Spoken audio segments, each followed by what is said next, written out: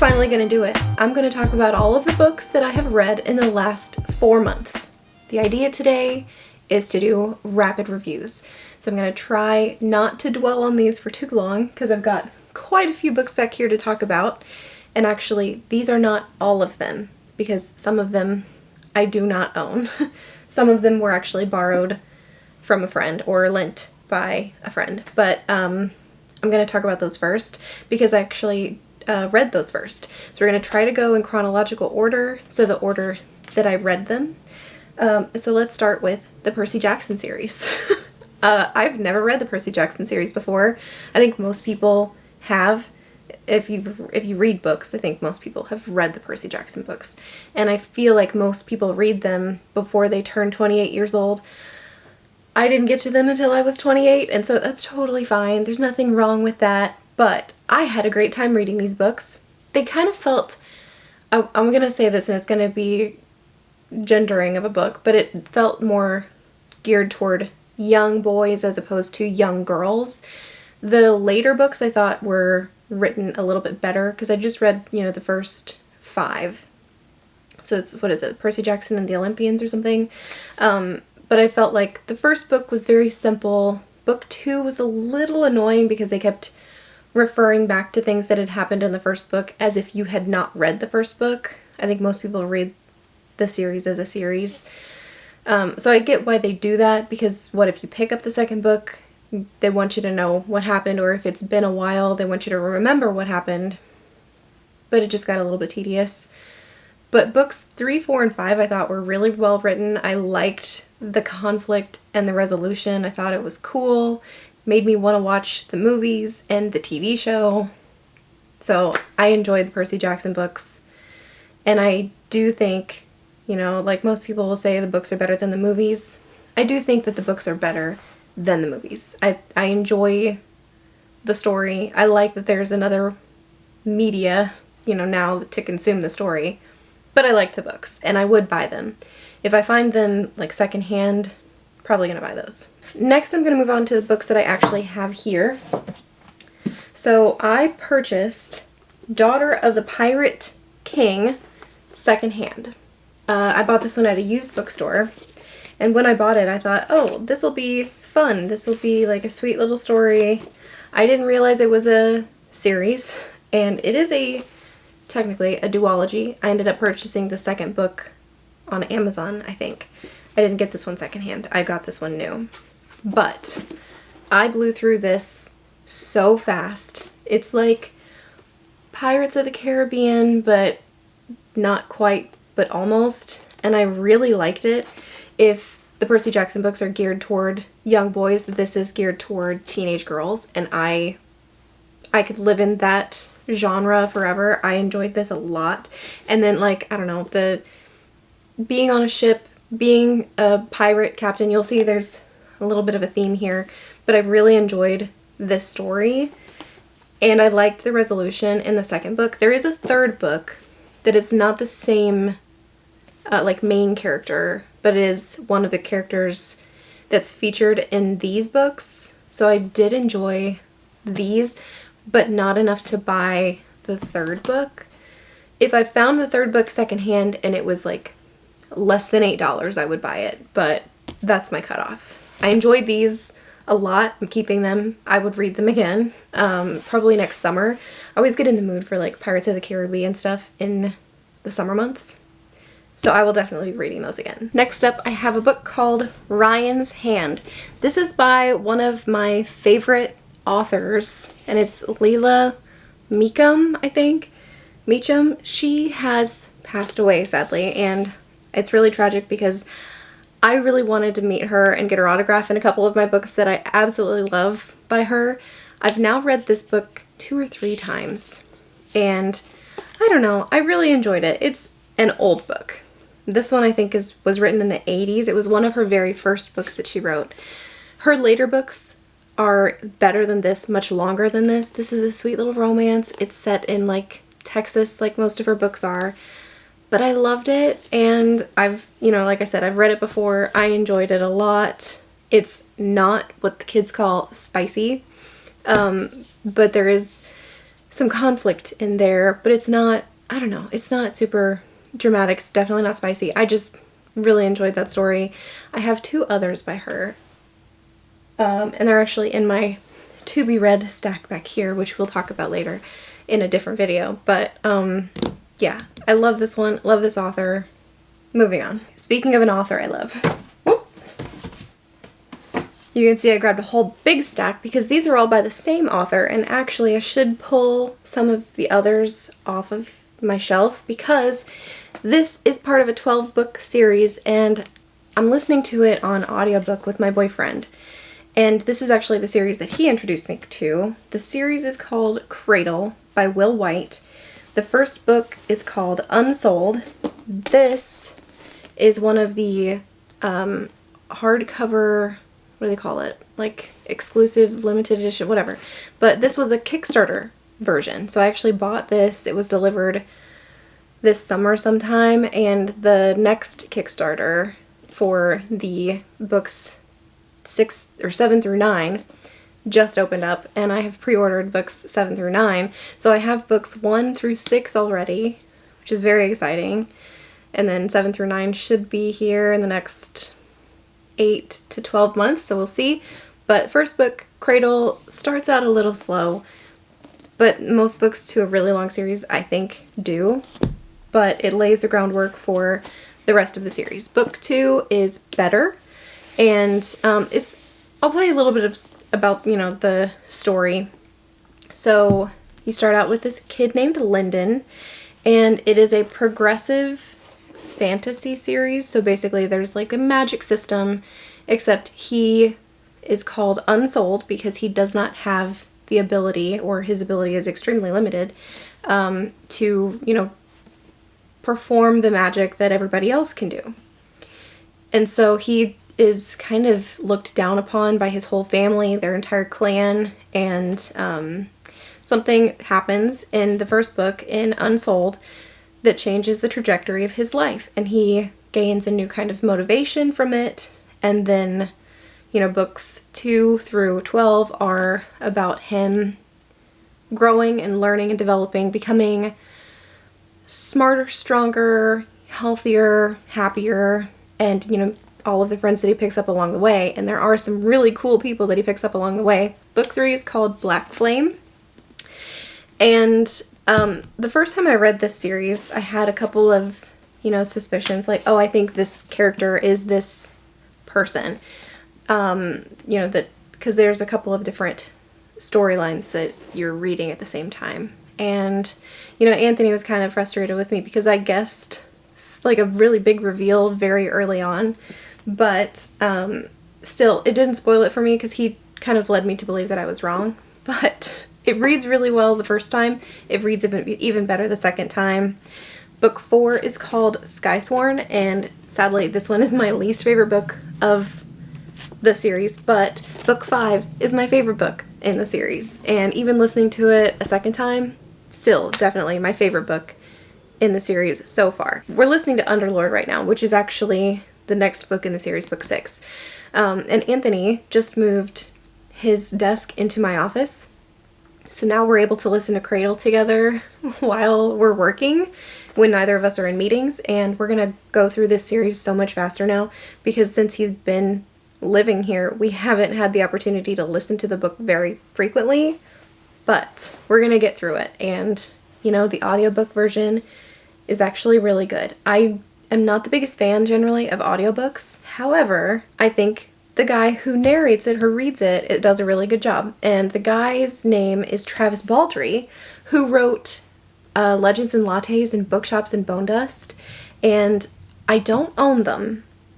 I have not read them, but they're on my Amazon wish list because there is like a exclusive edition, limited edition that's going to come out the end of October, and I've pre-ordered it.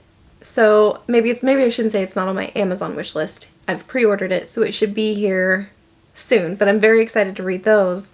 So the narrator of the audiobooks of these is an author in his own right, which I think is very cool. So I love all of that. Love the series. Love that it's something I get to experience with Anthony. I don't know, I'm just having a great time. If you're interested, You can buy the paperbacks, which I also own, obviously, on Amazon. And then, of course, the Kindle books and the audiobooks are available on Kindle and Audible. Moving out of this type of fantasy and into a different kind of magic and fantasy, I started feeling like the fall, autumn, witchy vibes early, and I wanted to start reading fall, autumn, witchy books. And last year I read The Very Secret Society of Irregular Witches, and I didn't want to reread that one this year until I read a bunch of new books that I had not read before. I'm trying to get through books that I own that I have never read before. And you'll see with the next stack, I've done a really good job with that. But I started with The Unfortunate Side Effects of Heartbreak and Magic. So for this one, they own like a cafe in a small town, and you know, that just sounds really cozy. There's recipes in here. It's kind of advertised for fans of practical magic, and Gilmore Girls' charming debut novel explores the shields we build around our hearts to retain our own magic. So I liked this one. I didn't love this one. The further away from it I get, the more I think I want to read it again. But when I was in this, I was kind of, you know, thinking the main character is very selfish, which I do think she is. She's flawed, which the further away from it I get, the more I like it, because she isn't perfect, and a lot of main characters are written to be flawless. I think that the author does a really good job of telling a story that has depth and meaning, and it's not just a totally frivolous romance. There's a lot in here that deals with heartbreak and death even, and it's kind of uncomfortable, and maybe that's what I don't like about it, is it's uncomfortable to read. However, I did like the story, and I even liked the resolution.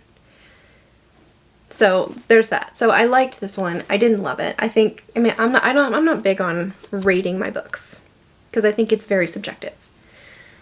But if I was to give this one a rating, I would give it like a 3.5 out of 5 stars. It wasn't a 5-star read, and I wouldn't give it 4 stars, but it wasn't bad. I would read it again, maybe next fall. So next I have With Love from Cold World, which is totally just a completely frivolous romance. This one is set at a totally fictional theme park in Orlando, and I thought, hey, that's cool. And actually, the way I found this book, I was on our Disney cruise in June, and they had, you know, some books that you could borrow on the ship that were in the coffee shop, and I saw this one, and I didn't pick it up on the ship. I was looking at it and I thought, that sounds really interesting, but I had brought my own books to read. So when I got home and then I went to a bookstore, I saw it and it was $7.99. So I bought it and I read it and I liked it. There's a lot of representation in this book, you know, about people who maybe don't identify as, you know, binary. They don't fit into the black or white box, right? And I liked that. I identified a little bit with the female main character because, you know, I spend a lot of time in my workday in spreadsheets and Excel, and so does she. The conflict in this seemed a little contrived, but for a frivolous romance, I thought it was fun. This one got a little bit spicy a couple of times. So if you're not into the maybe rated higher scenes, more explicit details, maybe stay away from that one. I enjoyed it. The spicy scenes didn't take anything away from it for me, but I'm glad that there were very few of them because that's not why I read books. But I liked the story, and I liked that it was set in Orlando. There's something to be said about reading a book that's set in the place where you live. So I enjoyed that. I liked it. I'm glad I read it. I'm glad I own it. And I think I want Emma to read it because I think she would like it. Next is Tress of the Emerald Sea. And where should I start with this one? So this one is another book that I read because I was in a piratey mood. I loved this book so much. I don't know if I won't say I spoiled it for myself, but I don't know if I did myself a disservice by doing this or not. But there is a postscript in the back of this book. And in it, it says, something about being inspired by, like, the author was inspired by The Princess Bride, and that's all I'm gonna say because I don't want to spoil it for you guys. Not that it's spoiling, but I read it from a totally different frame of mind than I would have otherwise. This was a Brandon Sanderson book, very first Brandon Sanderson book I've ever read, that he funded on Kickstarter. He actually wrote it for his wife during COVID, and I guess she thought that everyone should read this story. I'm so glad she convinced him to put this on Kickstarter. I love it. I want to read this book all the time. This is one of those books that I'm like, I wish I could go back and read it again for the first time because I so thoroughly enjoyed this book. There were parts in it I laughed out loud. I had a wonderful time. I don't think I cried. The conflict in it was great. I don't know that I'm a fan of the cover because I don't know, it's like it got stickers on it and there's sticker residue on it and I don't know where the stickers came from. But like even the end papers in here are so beautiful. Like this book is not a special edition, but it's so pretty. And okay, so even on the inside cover, this is not going to spoil it for you because this is the inside cover. It says, #1 New York Times best-selling author Brandon Sanderson brings us deeper into the Cosmere universe with a rollicking, riveting tale that will appeal to fans of The Princess Bride. So suspend your disbelief when you read this book. Everything you know about oceans is true, but you also do not know everything there is to know about oceans. And that's fascinating. I don't know, there's something about this world that was so weird, but so fascinating. I loved this book. I'm done talking about it, but you should read it. That's all I'll say. All right, 2 more. So next I read The Witches of Moonshine Manor. This one took me a little while to get into because it's written in a different tense. So it's, instead of it being written in past tense, it's written in present tense. Here's a sentence. Ursula throws back the covers, groaning as her joints loudly voice their displeasure. So the tense of this story threw me off at first, but then I get into the story and I cared less about the tense. The characters in this story, most of them are in their 80s. I don't know that I've read a book that is almost strictly about women in their 80s. It even says 5 octogenarian witches gather as an angry mob threatens to demolish Moonshine Manor. Moonshine Manor is their house, their home. It's a magic house, and I would like to live with them and hang out with them because they have cocktail hour and they have a rage room where they throw plates. Who doesn't want to live with witches that throw plates when they're angry? And all of the characters were so diverse and different. I feel like there's a lot of representation in this one too. People of color, people of different perspectives, and people with different motivations, and people with different illnesses. I loved this book, actually. And it's so funny because when I first started it, I got like 40 or 50 pages in and I thought, I'm sad because I hate it. And I walked away from it for several days. And then I went back to it and I was like, I'm gonna finish this book. And once I got into it, I was like, I love this book. I love it. And now that I'm away from it, like several weeks separated from it, I love this book. I don't think it's for everybody, but it is a book about witches, which gets me into the spooky Halloween mood. And the cover is really pretty, and there's recipes in here. I feel like that's a new thing that authors are doing, you know, books with recipes in them. I'm not mad about it. And then the most recent book that I have finished is called The Pumpkin Spice Cafe. This is another frivolous romance, okay? This one is set in another small town called Dream Harbor. I won't call it a series, but I feel like the author has written a bunch of books set in this setting, in this particular town, I think. I have pre-ordered the Christmas one, I think. I pre-ordered one of their other books, and I liked this book. I would give it 4 stars if I was going to give it stars, like a star rating. It's totally frivolous. It's a little bit spicy.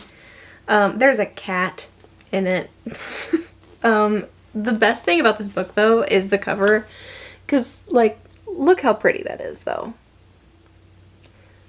I want to go there and hang out and read books and drink pumpkin spice lattes. I want to own this cafe. I want to run this cafe. I feel like the main character is a little shallow. She wasn't written really well, but I feel like the male main character was written pretty well. So I liked this one. Yeah, it feels like a Hallmark movie. You know, I found this one in Sam's Club, believe it or not. I don't buy a lot of books from Sam's Club, but I was just walking by, and I don't know if this happens to anybody else, but I was just walking by and I felt this pull to look at the books. So I walked over, Mom was doing something else. I was looking at the books and I found it because you know, I'm into pumpkin spice everything, and this is called the Pumpkin Spice Cafe. Okay, so I had to buy it, had to read it.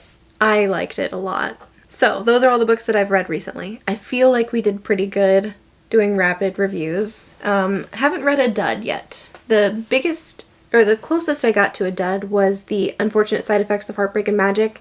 And I think it's not a bad book. I think it's the mindset I was in when I read it. If you are in a delicate place and you are feeling down, sad, unhappy, don't read The Unfortunate Side Effects of Heartbreak and Magic, because it will make you feel some type of way. And I didn't appreciate that, but now that I'm a little bit separated from it, like I said, I feel a little bit better, you know, about the book, but I don't want to read it when I'm unhappy.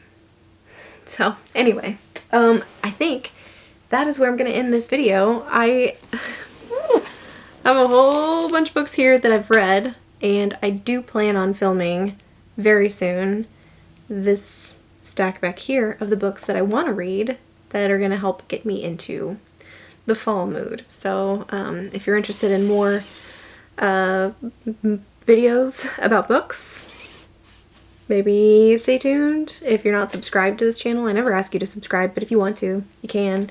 I don't talk about books all the time, but they are a big part of my life. I'm sitting in the library in my house filming this video. So anyway, that's it. I will talk to you later. Bye.